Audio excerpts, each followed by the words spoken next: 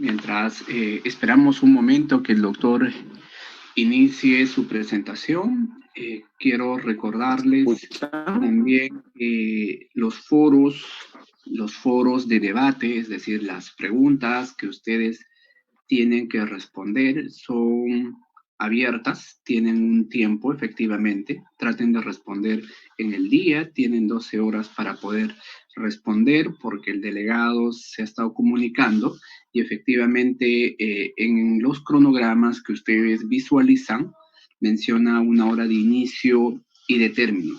Se colocó eso con la finalidad de que eran las horas, digamos, que había menos congestión, pero entiendan que esta actividad es abierta.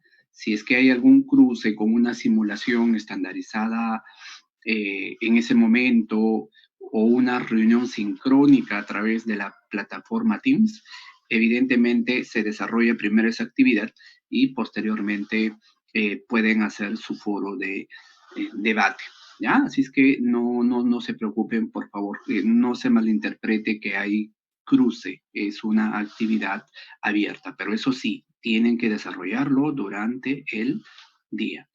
Doctor Castillo, cuando usted disponga, podamos dar inicio.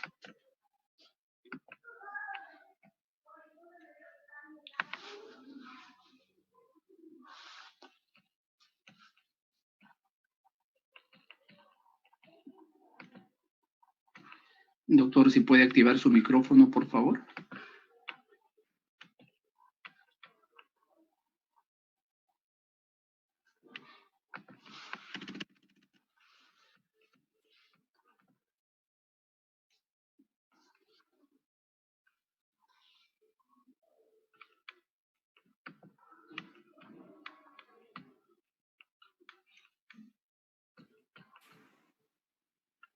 Ahora sí.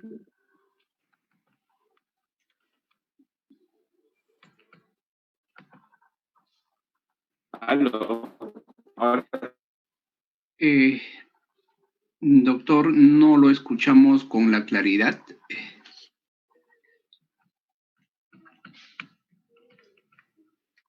Hola.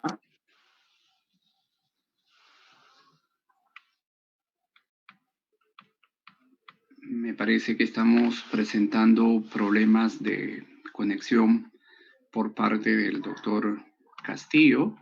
Me gustaría que en el chat o levanten la mano para que me puedan confirmar o es tema de mi internet.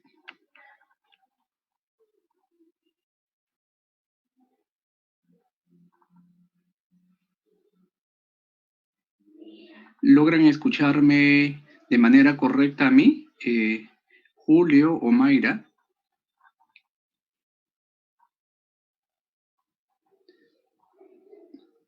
Ok, perfecto. Me parece que las dificultades son del doctor Castillo, que no logra una buena conexión. Vamos a intentar. Doctor Castillo, nuevamente, si puede activar su micrófono, por favor, y verificar si tenemos ya una buena... A ver. ¿Ahora cómo?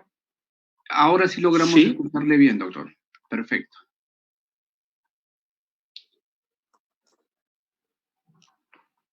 Bueno, se volvió a... Ahora sí, ya. Ahora sí, doctor. Sí lo escuchamos. A ver, ahora creo que ya se está viendo, ¿no? Sí, sí, doctor. ¿Sí me escuchan mejor? Ahora sí, correcto. Sí, me sale que la conexión es inestable. Suele ocurrir, suele ocurrir. Me sale que es inestable y se me está deteniendo.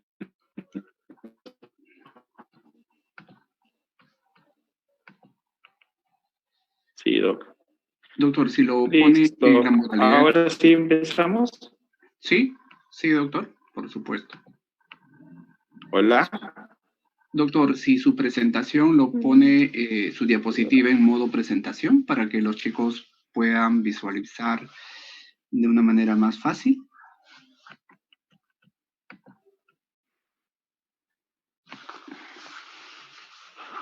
no le copié. La modalidad de... Su diapositiva, doctor, si lo puede colocar en modo presentación para que se pueda ver en toda la pantalla y los chicos también lo puedan leer de mejor manera.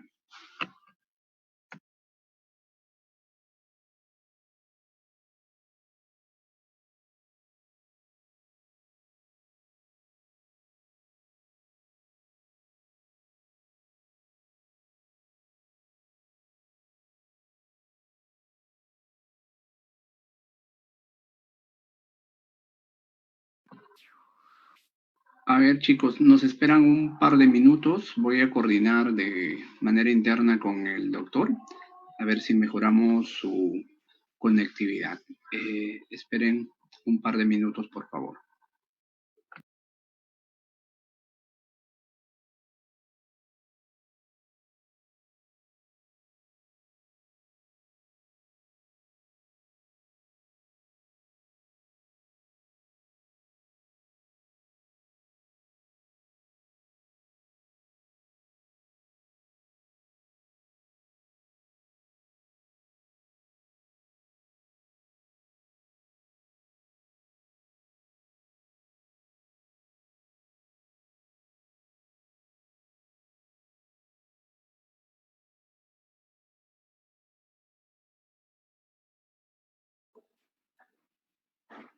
Hola, hola.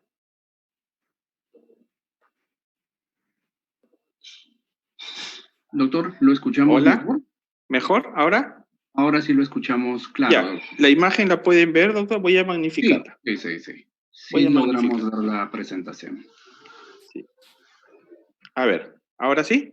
Ahora sí, doctor. Sí, lo que pasa es que busco un ambiente que saca el sótano y que se me complica un poco la llegada de la señal.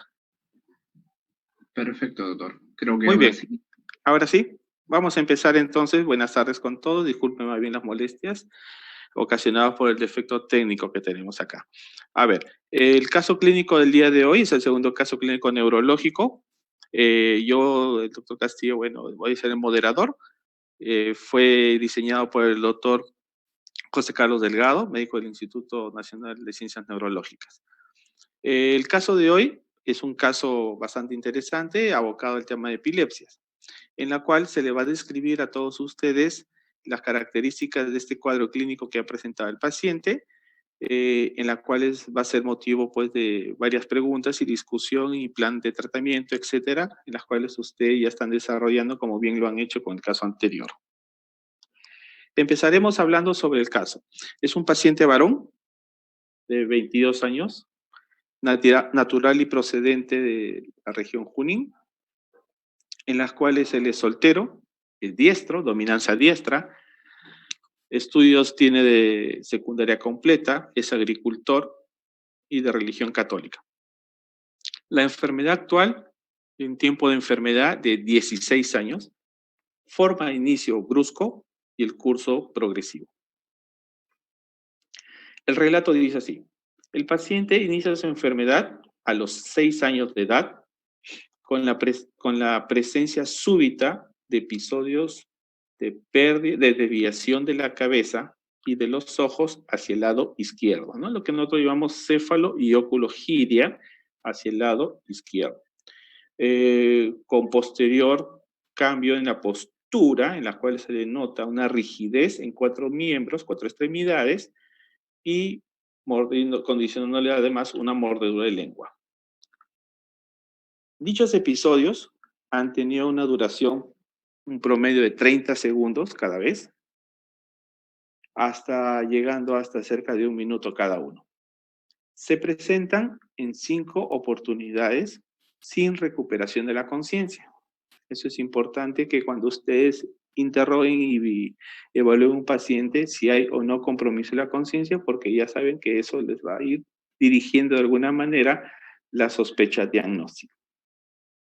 Muy bien, entonces no recupera la conciencia entre las mismas crisis, como dice ahí, y fueron durante el sueño nocturno, lo que nosotros lo conocemos como crisis hípnicas.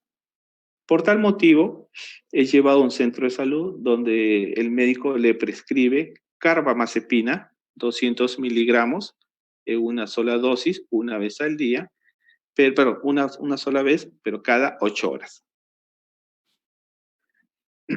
A pesar de la medicación que estaba recibiendo, los eventos persistieron los días subsiguientes, presentando una frecuencia de 1 a 2 crisis al día. 2 semanas después del inicio de la medicación de la carbamazepina, el paciente empieza a presentar eventos como sensación de opresión retroesternal de breve duración, que duraba segundos, acompañado de náuseas y posterior rigidez de 4 extremidades con mordedura de lengua, similar a los episodios iniciales que había presentado de una duración de 1 minuto.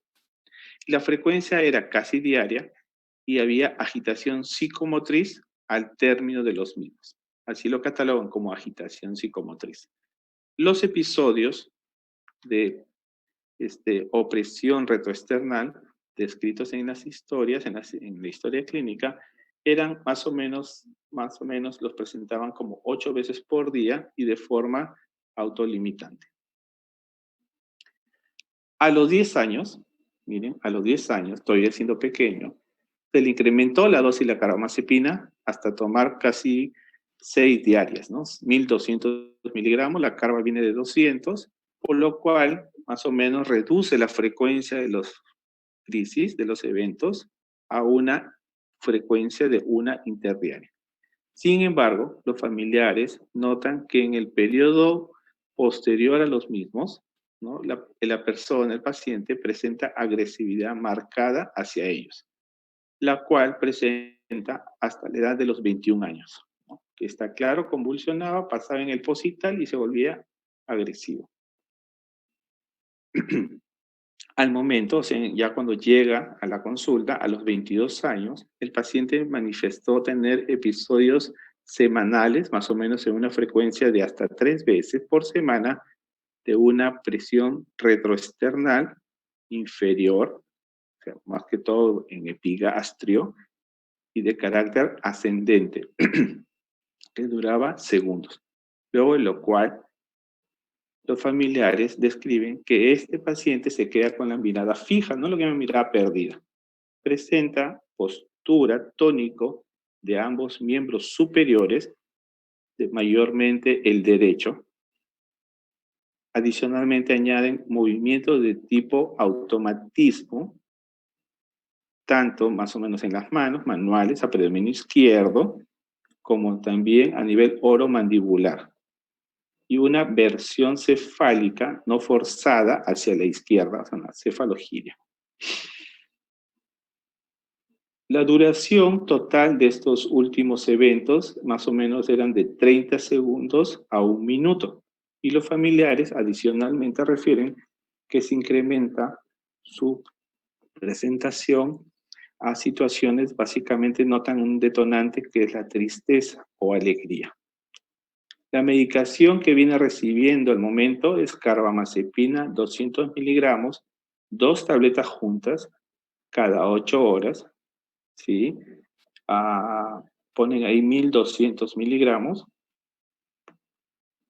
1200 miligramos y valproato de sodio de 500 miligramos, una tableta en la mañana, una en la tarde y 2 tabletas en la noche. Por el resto, por todo esto, por la no mejoría de la clínica, este paciente acude al Instituto de Ciencias Neurológicas. Como antecedentes, podemos notar que a nivel perinatal, el paciente nace de un parto cesárea a término, sin complicaciones. El desarrollo psicomotor fue aparentemente bien, adecuado. Una escolaridad quinta y secundaria, pero con bajo rendimiento escolar. A nivel patológico, tiene traumatismos craneoencefálicos a los 8 meses. Cayó de su andador por las escaleras con pérdida de la conciencia y días después presentó, te ponen entre comillas, una crisis convulsiva. No recibe tratamiento la criatura en aquel momento y hay un traumatismo cráneoencefálico con pérdida de la conciencia a los 6 años de edad, hizo un episodio. Antecedentes familiares no lo reportan.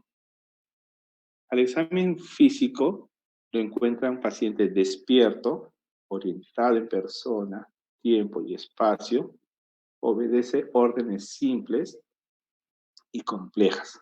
Al aparato cardiovascular y el aparato respiratorio normal.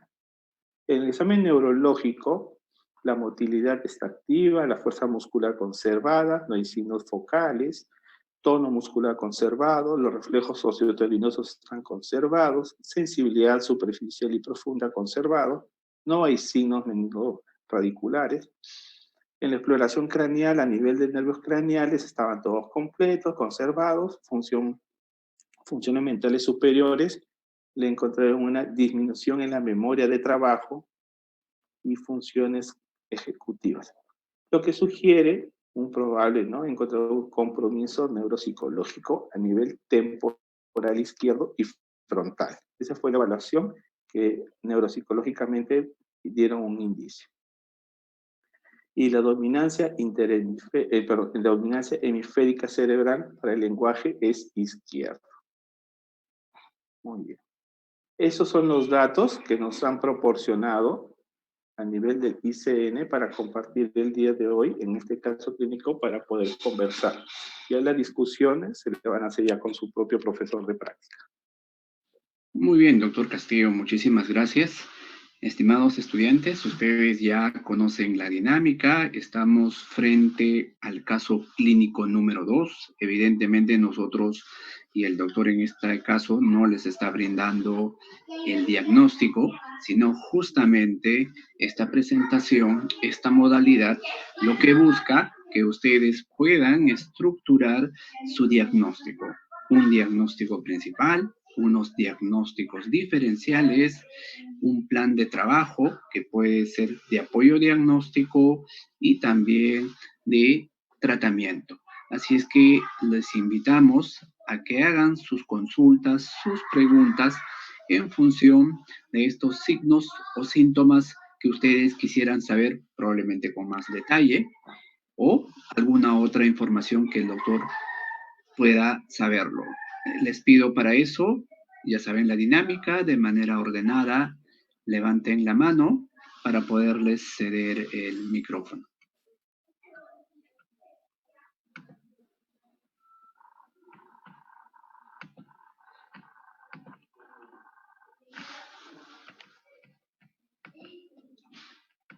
¿Alguien se anima a hacer alguna consulta o hacernos las consultas del chat? También podemos leerlas. Muy bien, Helen ha levantado la mano. Vamos a cederle la palabra. Helen, buenas tardes. Buenas tardes, doctores. Quisiera saber, en ese primer episodio que tuvo como 5 diferentes episodios, que duró 30 segundos a 1 minuto, eso y entre episodios no tuvo una recuperación de la conciencia, ¿no? Todo eso fue una sola noche, ¿verdad? Exactamente, en una sola oportunidad. Y más o menos, ¿cuánto duró todo eso entre episodios? Todo eso, esa noche, ¿como cuánto duró? No me especifica la historia clínica, eso es importante y tu pregunta te agradezco, porque en el momento que ustedes hagan, porque tal cual me la han entregado, es tal cual estaba escrita, ¿no? ¿Correcto?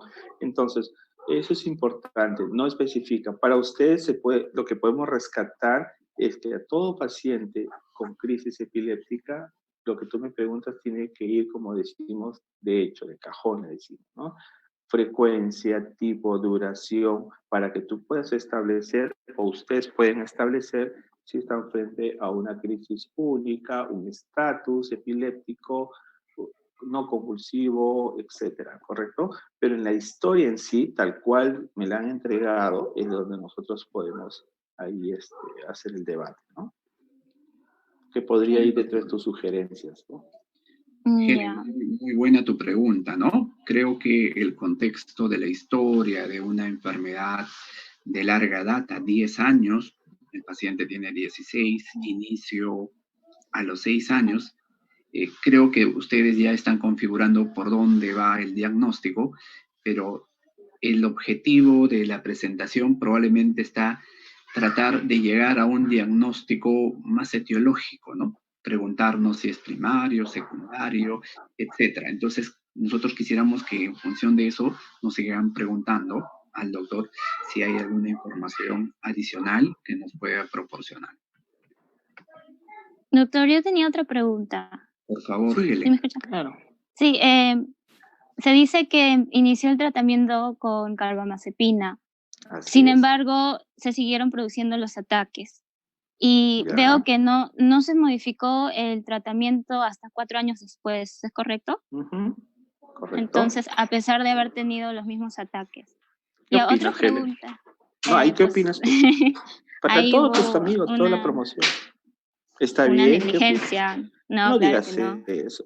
No, bueno, No, no negligencia, bueno, hubo un descuido, ¿no? un Ha tenido error. que haberse modificado. Sí, un error, ¿Por qué? definitivamente, ¿Y por qué? porque se ha tenido que haber controlado mucho mejor que eso. Se ha Así tenido es. que No te haber olvides, tratado diferentes... Elita, no te olvides de que los antiepilépticos les tienes que dar por kilo peso. Y más aún si eres una persona pequeña en cuanto a edad, ¿no? Desde muy joven, entonces con mayor razón. Y ese es un error bastante frecuente que vas a tú ver en los pacientes, que a todos los estandarizan y les dan, por ejemplo, fenitoína 100 cada 8, pero no le vas a dar a una persona de 60 kilos, una persona de 40 kilos, una persona de 80 kilos, la misma dosis. Porque ahí es donde muchas veces, y es muy frecuente, que incurren en el error y el paciente sigue convulsionando y es catalogado como refractario. Entonces, ahí está bien. Pero primero tú sabes que para indicar un tratamiento antiepiléptico, tú tienes que decirme qué tipo de crisis es, ¿vale? Ujú. Y según el tipo de crisis, tú das el fármaco ideal, ¿vale? Entonces, revisarás tú que la carbamazepina es droga de primera elección para un tipo de crisis, que de repente no correlaciona a este caso clínico. Y por ahí podría ir tu comentario. Ok, doctor. Tengo otra pregunta también. Sí, aprovecha. En la segunda diapositiva dice A que ver. Ahí. tuvo, a ver, disculpe, 2 semanas después, sí, dijo que, ajá, que se inició con una opresión retroesternal los ataques esta vez, ¿no? Que se Así es. iniciaron de esa manera. Pero después abajito mencionan que estos ataques de opresión retroesternal fueron hasta 8 veces por día, pero estos Exacto. mismos también se acompañaban por la sensación, perdón, por la náusea, Por ataques de rigidez de televisión. 4 miembros, Exacto. etcétera. Ujú. Todo la misma secuencia. Así es. Ok. Entonces, No, creo que eso... normalmente, perdón, Heli, cuando tú evalúas un paciente, yo te recomiendo que cuando te diga me duele el pecho, pídale siempre que te señalen con un dedo dónde es que le molesta, ¿correcto? Porque aparentemente en la descripción que hacen la historia dice retroesternal, y a ti te han enseñado que retroesternal lo primero que se te viene es corazón, ¿verdad? Pero en un contexto epiléptico retroesternal, pero que no comienza en realidad retroesternal. Yo con leer eso digo que no es retroesternal, probablemente sea a nivel epigástrico, ¿correcto? Y si es epigástrico, hay algunas crisis convulsivas que empiezan con ese tipo de síntomas. Sí, te estoy dando una pista por ahí. Ya. ¿Sí? Perfecto. Me copias, ¿no? Sí. Vale. Sí. Entonces Perfecto. comienzan con esas crisis, y eso es lo que comúnmente le llaman, entre comillas, auras. ¿Sí? Una aura epigástrica. ¿Y eso a dónde corresponde? ¿A qué tipo de crisis es? ¿Se correlaciona este caso clínico o no? Y eso es lo que Ok. van a tocarlo cuando tengan la oportunidad de tener su reunión sincrónica con su docente, y ahí está la discusión, ¿no? El doctor muy bien nos ha planteado en función de la medicación. Era el de primera elección la carbamazepina, ¿por qué no ha sido valproico en función de la edad? Consideraron primero qué tipo de convulsión o crisis epiléptica era, porque en función de eso también se hace la elección. Entonces, ahí vamos ya tratando de tener preguntas que van a enriquecer su discusión cuando tengan su reunión sincrónica con su docente. Bien, María Cristina nos hace una muy buena pregunta. Dice, ¿le hicieron el estudio de imágenes después de los 2 TECs que tuvo a la edad de 6 años, me parece, cuando hace el relato? No, en la edad infantil. 8 meses, me parece. No tenían acceso, pacientes venían de la parte de la sierra, ¿no? Entonces solo era clínicamente, ¿no? Perfecto, no hay mayor información entonces. No hay mayor información, tal cual se les ha colocado acá, doctor. Perfecto, pero muy interesante tu pregunta, tratando de buscar algún tipo de asociación de ese traumatismo, que no sabemos si es leve, moderado o severo. Por el rodamiento de las escaleras, podemos inferir que se trataría de repente de una moderada. Muy bien, Guido Málaga nos pregunta, ¿la opresión retroesternal puede darse por la epilepsia? Como no dicen en el caso, puede ser el síntoma de una disfagia esofágica y la convulsión en cuestión puede relacionarse a eso. Ya creo que son temas de discusión de la reunión. Recuerden que esta es la presentación, pero si el doctor nos puede hacer un comentario, excelente. En ese caso, gracias.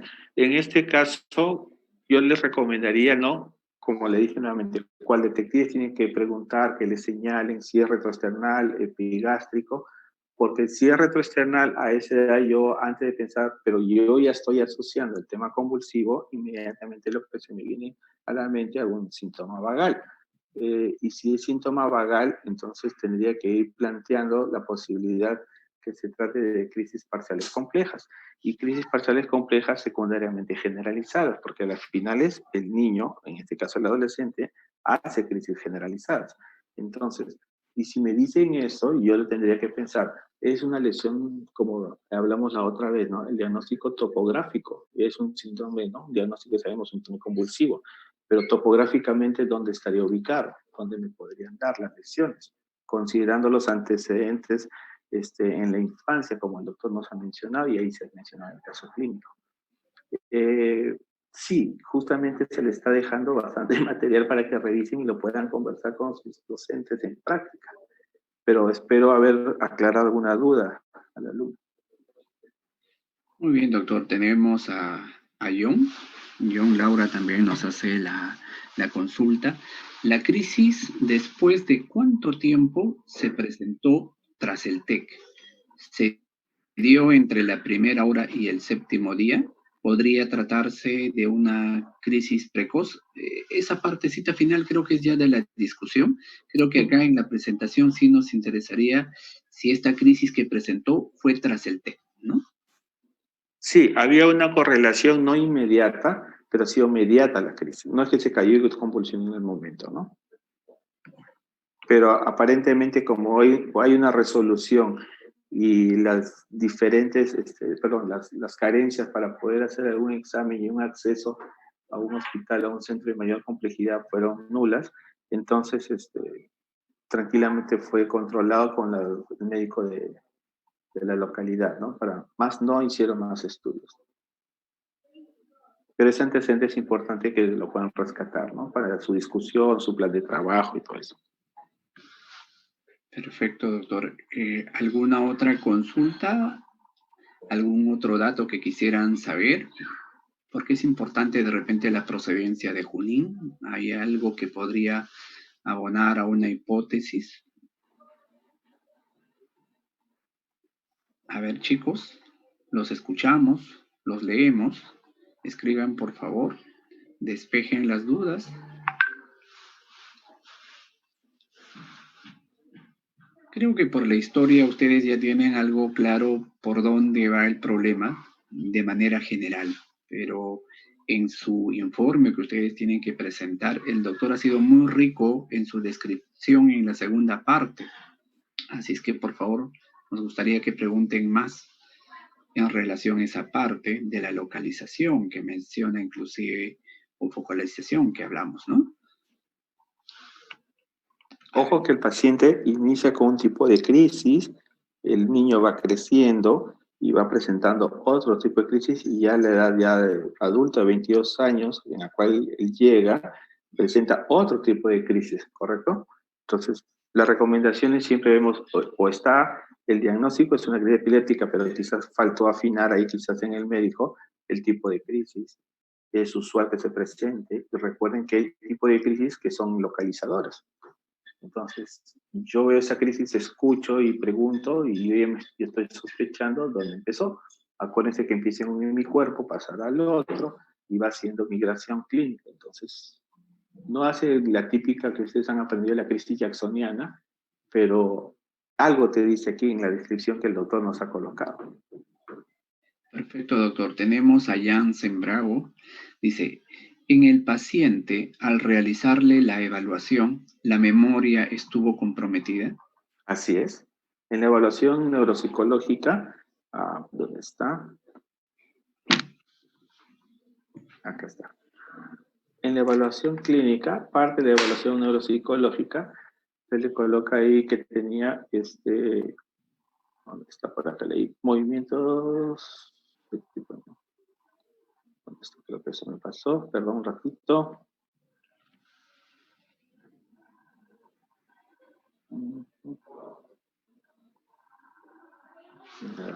Creo que sí les mencioné, perdón un ratito, doctor, voy a buscar acá. Alexander, acá está. En las cuales ven, ¿no? En el momento cuando ustedes evalúan el examen neurológico, parte del examen neurológico son las funciones mentales superiores.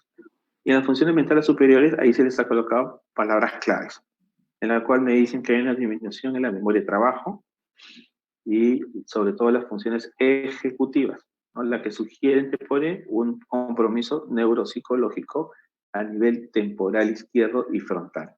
Entonces, ese hallazgo, desde el punto de vista neuropsicológico, te está diciendo que a nivel de la corteza temporal izquierda y frontal no está andando bien. Entonces, ustedes tienen que echarse a buscar. Este es un tema orgánico y cuál fue la probable causa. Hay antecedentes traumáticos, quizás, antecedentes infecciosos, ya me plantearán ustedes en la discusión, pero sí hay. Esta evaluación neuropsicológica es importante que ustedes llévenselo claro, deben pedir a sus pacientes. La gran mayoría de hospitales cuentan con un neuropsicólogo, neuropsicóloga, que les va a ayudar a afinar su diagnóstico, ¿correcto? Y sí, sí hay activación, sí hay compromiso. Muy bien, tenemos otra consulta de María Cristina. Los cambios de conducta, la agresividad, ¿puede deberse a un estatus epiléptico no convulsiva? Ahí va para la discusión y mucho cuidado también con los conceptos. ¿Alguna opinión, doctor? Claro, sí, doctor. Es bastante, no es común estatus convulsivo en epiléptico, pero estaría muy bien que lo plantees, doctora, en tu diagnóstico diferencial. ¿Cómo tú podrías ver? Porque hay estatus convulsivos que uno dice con automatismo, ¿no? Y el paciente está haciendo gestos y uno dice, no, es un paciente esquizofrénico, es un paciente, ¿no?, que está haciendo sus crisis psicóticas, y le ponemos el electroencefalograma y hay descargas. Entonces, eso estaría interesante que lo plantees en tu diagnóstico diferencial y qué podría sospechar ante un cuadro tan complejo de más o menos 16 años de evolución. Muy bien, te felicito. Nicole Peralta nos consulta. En total presentó 2 traumatismos, ¿verdad? Uno a los Así 8 es. meses y otro a los 6 años. Así es, Nicole.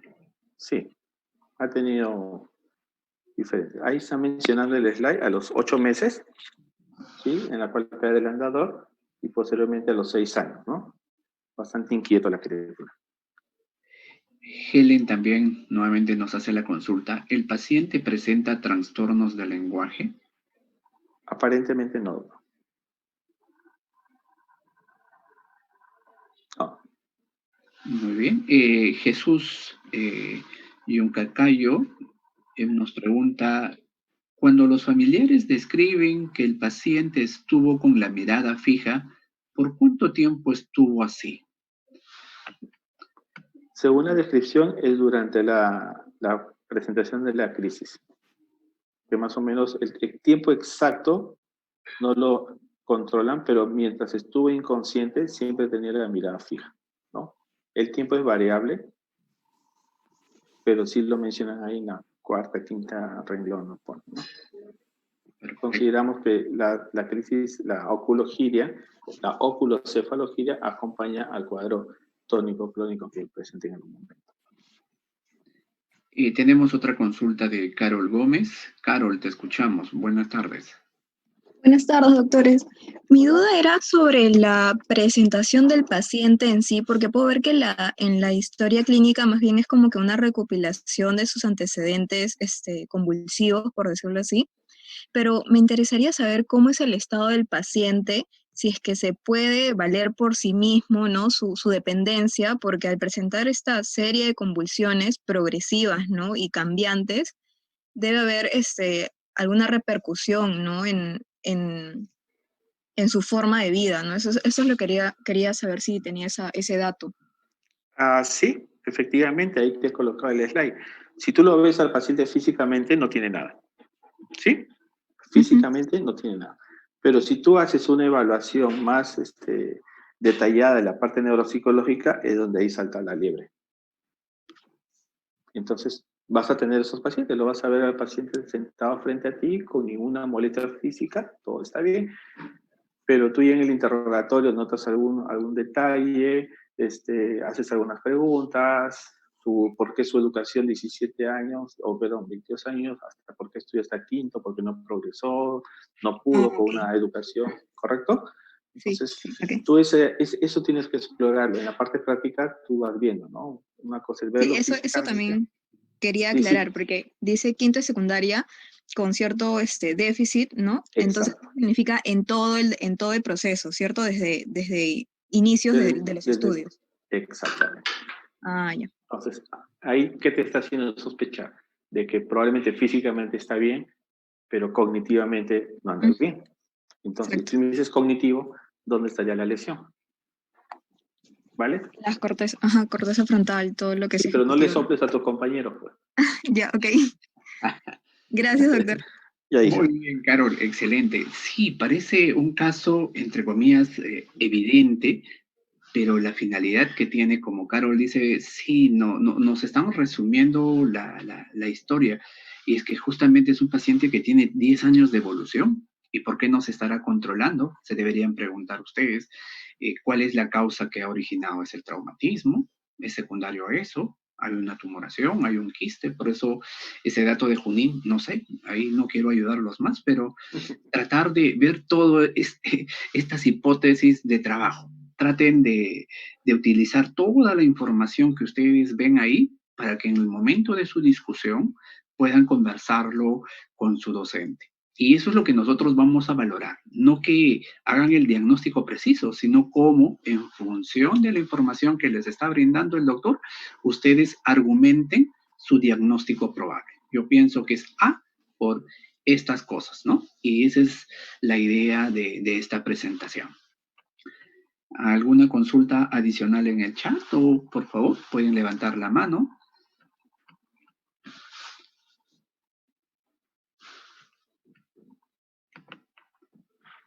Parece que lo tienen más claro ya el panorama. Casi resuelto, ya quieren tipearlo. Sí. Muy bien, chicos. En vista que no hay ninguna consulta, ninguna pregunta, agradecemos nuevamente la presencia del doctor Guillermo Castillo por su presentación, por contestar las dudas, las consultas, para que ustedes hagan un buen informe, porque hay un informe que tienen que presentar, es calificado, es grupal, la entrega es una sola persona, un delegado de grupo, digámoslo así, es el encargado de subir el informe en función de los ítems que ustedes tienen que colocar en este informe. Eso está en el instructivo del caso clínico. Y la discusión, todas estas dudas que ustedes han manifestado con su docente cuando tengan la reunión sincrónica por Microsoft Teams. Palabras finales, doctor. No, doctora, a usted agradecerle nuevamente por su ayuda. A los chicos que por favor no se olviden siempre considerar los 4 diagnósticos dentro de todos los ítems que se le ha entregado para que tienen que sí o sí hacer su informe. Siempre, no se olviden siempre plantear los 4 diagnósticos pacientes neurológicos, por síndromes, topográfico, nosológico, etiológico. Posteriormente seguramente van a discutir el plan de trabajo, por qué pidieron eso y por qué no lo otro, discutir los resultados. Ya eso lo vemos con los chicos de manera personal, ¿no? Por grupo. Muchas gracias, doctor, por su apoyo. Muchísimas gracias a usted y también a nuestros alumnos por acompañarnos de una manera vacía. Muchísimas gracias y hasta la próxima oportunidad. Gracias, doctor. Hasta pronto, doctor.